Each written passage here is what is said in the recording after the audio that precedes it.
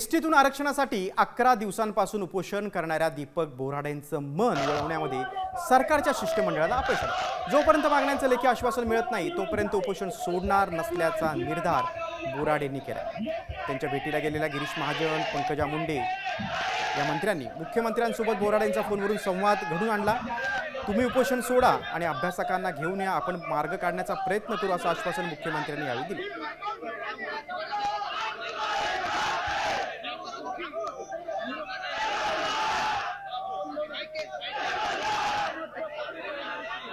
नाही प्रश्न आम्हाला समोर बसूनच सुटणार आहे।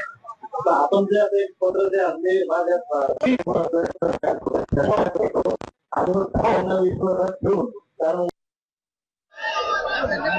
सकारात्मक राहू काय तर आता ते जे काय आपल्याला लेखी देतील ते उद्या लेखी ते आपण वाचू। मी महाराष्ट्रातले काही तज्ञ मंडळी आहे ज्यांचं या चळवळीमध्ये योगदान आहे, लढ्यामध्ये आतापर्यंत त्यांचं योगदान आहे, ज्याला या विषयाचं नॉलेज आहे त्या मंडळींना आमंत्रित करतो।